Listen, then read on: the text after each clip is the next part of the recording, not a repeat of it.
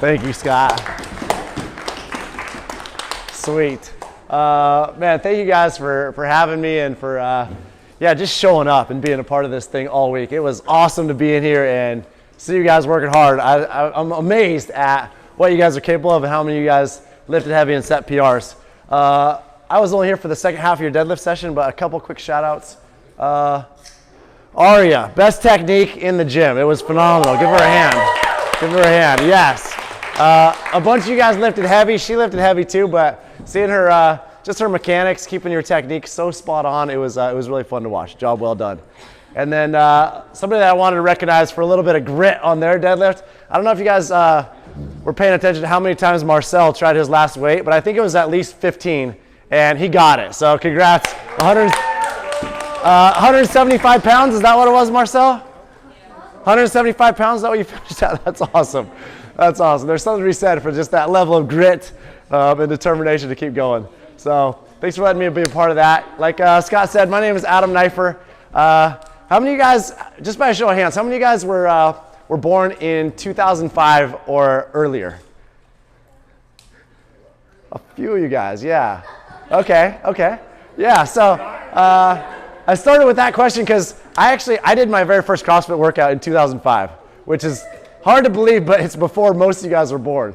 Do you guys remember your very first CrossFit workout that you did? Maybe for some of you guys it was this week. What do you remember about it? Somebody shout out some words.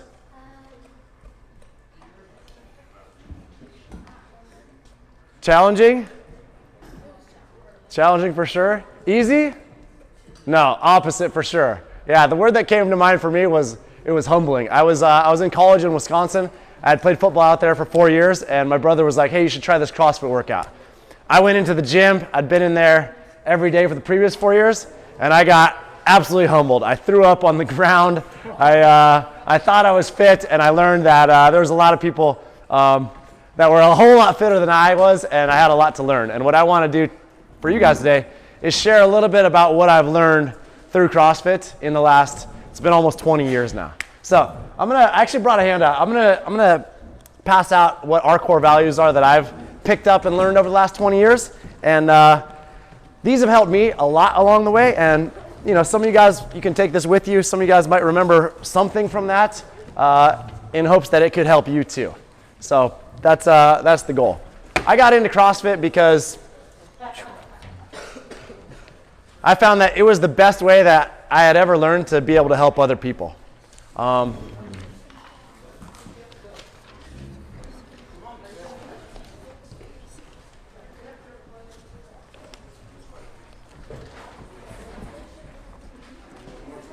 After I had finished college, I got a job as a firefighter, which was amazing. I always dreamed of having a job where I could help other people, and being a firefighter allowed me to do that. But when I found CrossFit and was able to teach CrossFit and fitness to the people in my community, I realized that sharing the fitness and the love that we get to do together inside the gym was even more impactful and even more beneficial to the people that I got to be around.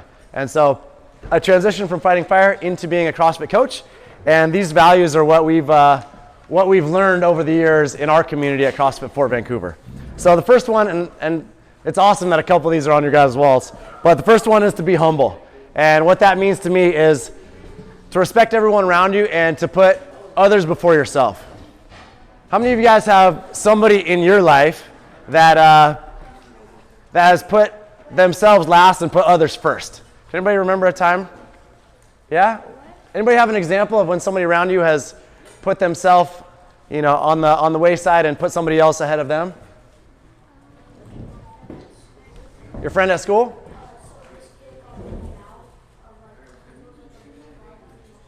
Yeah.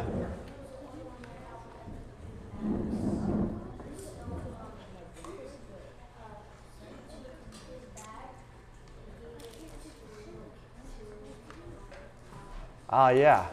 Awesome. So looking out for other people. And I saw a bunch of you guys doing that out there, looking for ways to help other people load their bars or put weights away, or just looking for ways to serve those around us. The second thing about humble that I think defines humility is to have a growth mindset and be open to feedback. What does that actually mean? Have you ever had somebody that said, hey, you can do better at that deadlift, or you can do better on that homework assignment, or you can be better in this area of your life or another. At first, it kind of hurts, right? You're like, oh man, you want to be defensive and be like, nah, I know better. But being humble, being open to feedback means that you take that feedback, you learn from it, and then you apply it into your life. And so the next time you have a mentor, a coach, just a friend that is like, hey, I think this could be better, rather than feeling defensive about that or being like, no, I know my way, just tell them thank you and see what that does for you. And then the third one about being humble is just never whine, never complain, and never make excuses. This is a really challenging one to apply in our lives because, man, it's just so ingrained in our culture to make excuses when things don't go well, to complain about how hard things are or challenging things are, to whine about how it's not fair or this or that. But none of those things help yourself or anybody around you. So I like to think that what we say matters, our words matter, and the more that we can try to eliminate whining, complaining, or excuses from our vocabulary, the more it helps ourselves and the people that we care about around us, which is pretty awesome. I got a good example. I was supposed to be here on Monday, and I have no excuse. I didn't put it on my calendar, and I didn't show up, and I apologize to you guys because I said that I was going to be here, and I wasn't. So thank you for giving me the grace to open up your Thursday afternoon session so that I could come back and have a second shot at it. The second one is to be hungry. What does that mean other than just eating some food? Being hungry, the first part for me is having ridiculous work ethic. So just being able to work hard at whatever it is the task is in front of you. It might be something that you love, it might be something that's not your favorite, but it doesn't really matter. Having the work ethic to see it through and work hard will take you far in whatever area of life that you want to go.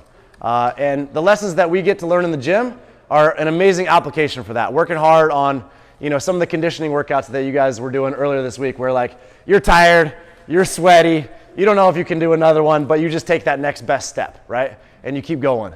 And those are lessons that I think are so impactful that we get to practice every day in the gym and apply in our lives outside of the gym. The second part about being hungry is to take extreme ownership. And if there's one takeaway from today, I think this piece of being hungry is probably one of the most important things that I can share. Taking extreme ownership, to me, it's the opposite of the victim mentality, right? And it's so commonplace in our society now that we're just like the victim of circumstance. Like, oh, this thing happened to me. It's just the way it is. I can't do anything about it, and it sucks, right? And you hear language like that all the time. And it's true. There are things that happen that are outside of our control, but there are so many things that we do have control over, right? We have control over our attitude, our mindset, and our actions, and those are things that we can take ownership about every single day. And so rather than falling into that mentality of being the victim of the circumstances you're in, see if you can flip the script and take control over your thoughts, words, and actions. And rather than being a leaf in the wind that just gets influenced by every little thing that comes along, you can be a master of your own fate and take the direction in your life that you want, especially with the help of supportive people around you and all of the mentorship and awesome role models that we have in a place like this and in the gym every day. And the third one is just showing fanatical attention to detail. So, to keep bringing back the example of the deadlifts that you guys were doing, not just reaching down and picking up the bar, but thinking about, hey, how do I do this well? I set my feet, I set my hands, then I brace my body into a good solid position, and then I work hard, right? So whether that's a deadlift bar, an assignment at school, an opportunity to serve friends or family, we can show that attention to detail that goes above and beyond. It actually took me about 15 years to come up with our last core value, which is to be awesome. And I actually discovered it by accident. And how it happened is, how many of you guys, have a response when people are like, hey, how's it going? What's the first thing that you say? Good. Good? What else? Hey, how's it going today? What else do you say or hear? Fine. Fine? All right. What else? Yeah. So here's the deal. All the time I hear, hey, how's it going? I'm fine. Right? I'm okay. It's whatever. And I realized that over the course of spending 15, 20 years in a CrossFit gym, that no matter what, when somebody were like, hey man, how's it going? I'm like, awesome, right? And I didn't realize why I said it that way, but there's a reason for it. It doesn't really matter in the moment. I might be frustrated because I didn't deadlift as much weight as I wanted to. I might be sad about this or that. I might be tired. I might be hot. I might be hungry. I might be uncomfortable. But when I zoom out and I look at my life and the blessings that I have, and the health that I have, and the things that I get to do on a daily basis, I cannot describe it as anything other than amazingly awesome. So no matter how I'm feeling in the moment, if somebody's like, hey, how's it going? I'm like, awesome. Because truly, I feel like there are so many positives in my life that even if in the moment I'm not feeling that great, I still feel in the big picture that things are awesome. And what that means is, for me, always trying to carry a contagious positive energy. That's important. To always be grateful, because when you have gratitude in your heart and you're grateful for the gifts that we have in our lives, it doesn't leave as much room for being jealous or angry or frustrated or mad or whatever the things are that we're feeling in the moment. And then the third one about being awesome is just honoring the golden rule, which means treating other people the way that we want them to treat us. It's super simple. I've also learned for us as a staff at our gym, we really strive to follow the example of Jesus Christ by loving others through words and actions. And so I'm not a pastor, and so I'm not great at preaching, but we do know how to love people. We do know how to serve people. We do know how to take care of people, and that's our goal. No matter what your backgrounds are, no matter what your beliefs are, no matter where you're coming from in life, we believe that every human being is valuable, and we believe that we're all loved. And so for that reason, it's our job to love others and serve others, and that's ultimately what we're here to do. And the bonds, the community that we get to create inside of CrossFit gyms by working out together is more powerful and more impactful than anything else that I've ever been involved with in my entire life. So for those of you guys that have been here and gotten a little taste of this CrossFit and the shared suffering that you get to experience with other people, it might not always be fun in the moment, but one of the things I love about CrossFit is it doesn't have to be fun, right? Like you can be working really hard and it can be really tough for you, but at the end of the day, you're glad you did it, you're better because of it, and the people around you are also better because of that. So before I wrap up, I want to thank all of the coaches that are here that are giving their time and their talent generously for everybody in here that showed up. So can we give the coaches in here a hand?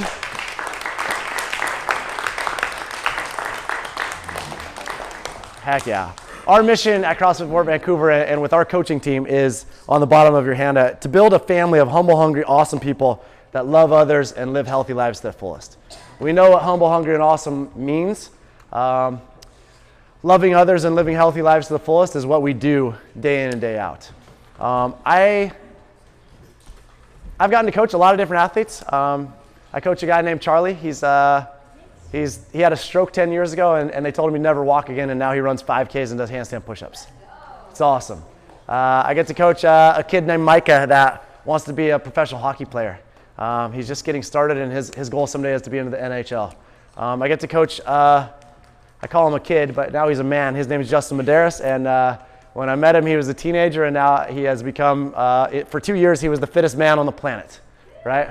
Which is pretty awesome. And so I'd like to take whatever time that we have left to just to answer any questions or talk about whatever it is that you guys might be interested in, or coaches that you think that would be helpful to kind of wrap up our time together.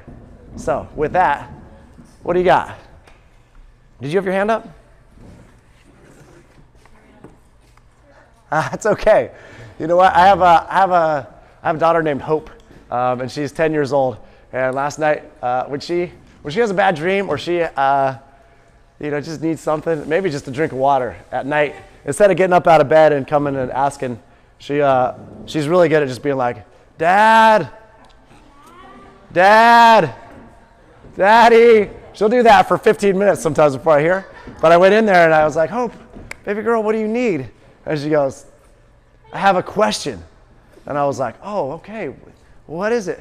She goes, I forgot, after all that time. So it's totally okay. We all do that. I forgot to show up on Monday, so no worries. Yeah, but I'm here now. Yeah, happy to be here.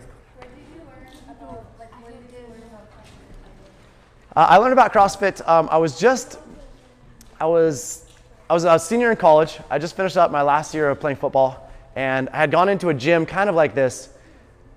The gyms were a lot different back then. There wasn't as much open space. There was a lot of machines and different implements.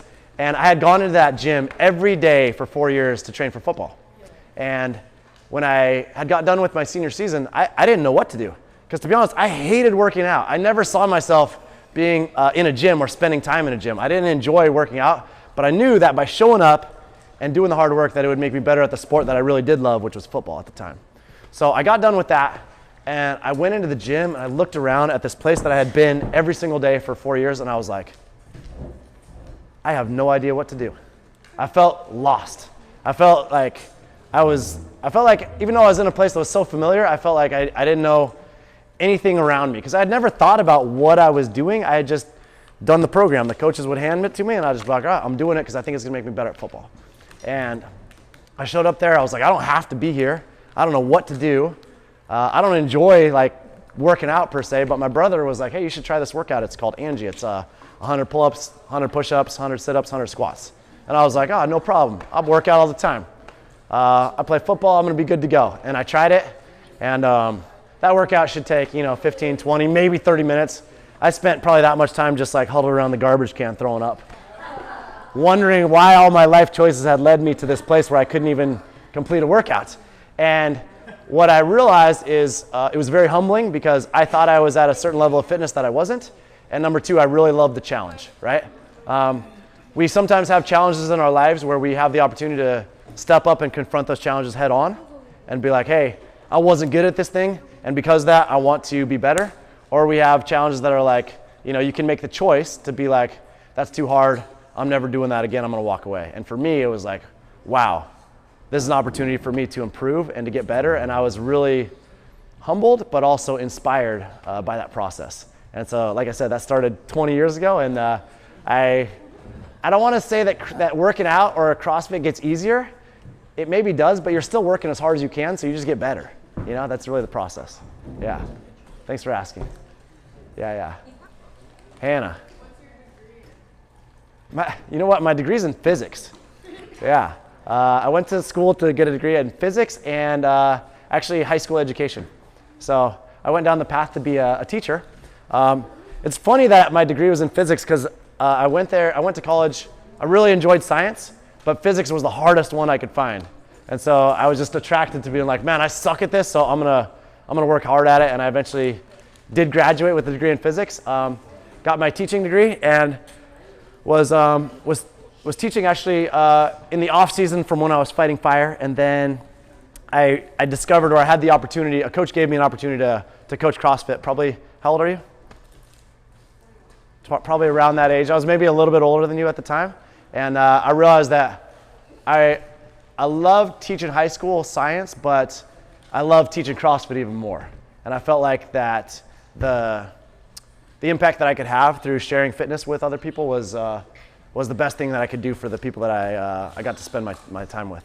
And so that's where I transitioned from being a high school teacher to a CrossFit coach. Yeah, but in a lot of ways, I still feel like I'm a teacher. It's just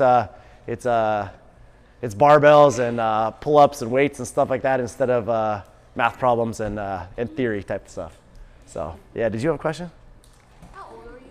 How old am I? Man, that's a tough question. That's a tough question.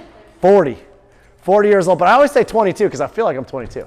You know what I mean? That's the thing. That's the thing about working out and being fit is, sometimes people ask me, "Hey, Adam, why do you work out?" And it's been a long time, and I say I work out so that I can say yes to life. What does that mean? If somebody says, "Hey, Adam, do you want to do this thing or that thing?" I'm like, "Yep." I never want to be in a situation physically where somebody says, "Hey, Adam, can you do this?" And I'm like, "No, I don't think I can do that because physically I don't think I'm able to." So, for example, if my girl's Nana, Grandma Bobby, when she's like, "Hey, I need to move this. My refrigerator broke. I can't move it. I need to help move my refrigerator."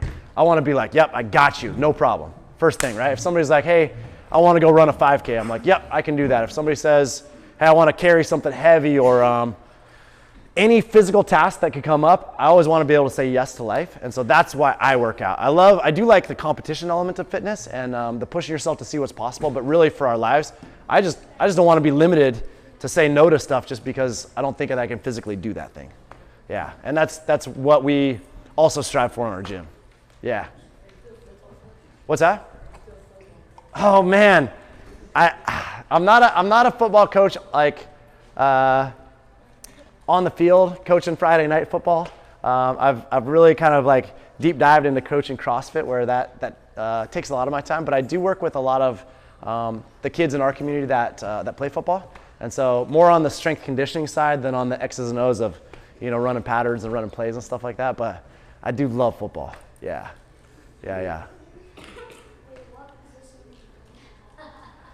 You know what? In football, it's hard to believe because I'm not a big dude, but I played outside linebacker. Yeah, so I really like that position because you get to kind of run all over the field and do a lot of different things. And see, it's the ultimate team sport. And I think that's why I love football so much and why I love CrossFit is I've always been pulled toward high functioning teams. And what I mean by that, high functioning teams are groups of people that work together on a similar task that take pride in a job well done. And so in football, you might have one job, but if all 11 people on your team aren't doing their single job together, you're not going to be successful as a team. In CrossFit, same thing. A team of coaches, it's important that everybody works well together. And those are the things that bring me the greatest joy in life is working well on a high functioning team that takes pride in a job well done, just like this crew here. Yeah, what do you got?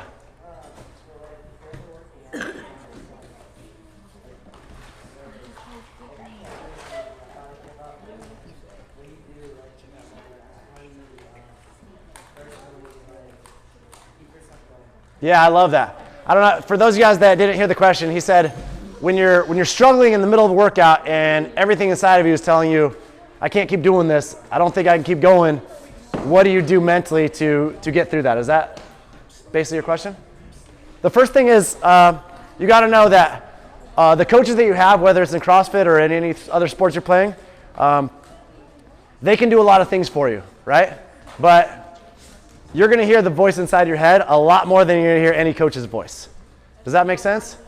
So really, you are your own best coach. The voice inside your head, whether you're in CrossFit, whether you're competing in a sport, whether you're at school, whether you're with your friends, whatever, the voice inside of your head guiding you in the right direction is your most powerful tool or your best weapon, if you will. And so what I try to think about is we don't get to necessarily choose the thoughts or emotions that flash across our mind, right? If you walk up to that deadlift bar and the first thing you think of is like, oh, that's heavy, right? We're all human and we all have those thoughts, or oh, this is really hard, or I don't think I can keep going. We all experience thoughts like that. And trust me, anybody that tells you they don't is not being honest. Like we all experience those doubts, those fears, whatever they are. But the best or the most successful athletes or people in any discipline of life, the ones that are the most successful at that are the ones that can tune out those negative thoughts and replace them with productive thoughts really quickly, right? So sometimes you're in a workout and you're like, oh man, I don't think I can keep going. And you spend the next 10, 15 minutes dwelling on how hard it is and how much you hate thrusters or burpees and how you just want the workout to be over or whatever. But then you get done with it and you're like, yeah, I could do it. I did it, right? Like I could keep going. And I find that the people that are the most successful are the people that can make that transition really quickly. So if that voice in my head tells me, oh, this is so hard, I don't think I can keep going, I know better. And so I can be really intentional in responding to that negative self-talk and say, nope, I got this. I'm just gonna do the next best thing, right? I'm gonna take the next step. You guys ever know anybody that's ran a marathon? You guys know how far a marathon is? 26 miles. Do you guys know anybody that's tried to run a marathon but not made it that far? Can you imagine you're trying to run 26 miles and then all of a sudden you're like, nope, I can't do it. I promise you it's not the next step that they couldn't do, because you could always do that next step, right? You could always do that next step. You can always do that next step. You can always do that next step. It's the fear of all the steps that are coming that breaks people mentally to where they're like, nah, I'm not going to make it that next 20,000 steps. I'm done. I can't do it. I'm not going to make it. But it wasn't that one next step that broke them. It was the fear of what's to come, right? It was the fear of failure. It was the fear of how hard it might be. But if you can just forget about the fear of what's coming and just be like, hey, I'm just going to do the next best thing. I'm just going to do the next rep. I'm going to do the next burpee. I'm going to give myself one breath, and then I'm going to get back to work. I'm going to do the next right thing when I'm in a situation outside of the gym where people are making poor decisions and I know it's not the right thing. I'm going to make a decision, make a choice to be like, nope, I'm going to do the next right thing, the next best step. And if you can do enough of those with enough consistency, it becomes habit and it just becomes a part of who you are. And you don't have to try as hard to make that next best step. It's just something that you do and it comes naturally. Yeah. So I know that was a big answer, but hopefully it was helpful for you. Yeah. Awesome. You bet. Yeah. 83. Yeah. Our oldest member at our gym is 83. Anybody else? That's awesome. Right on, you guys. Yeah. Oh, did you remember?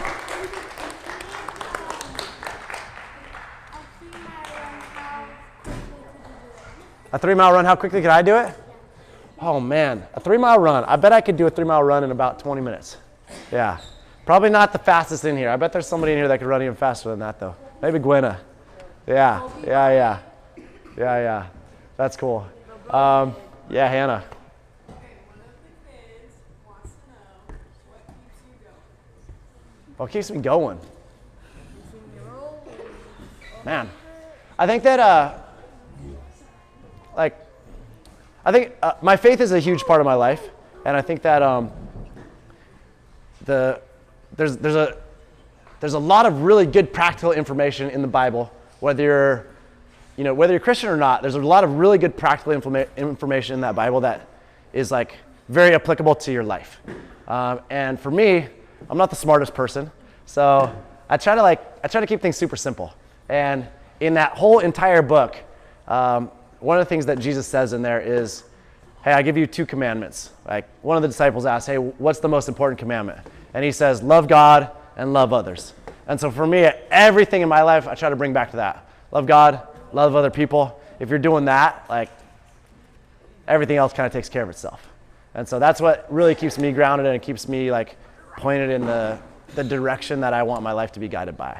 So yeah, heck yeah. Right on.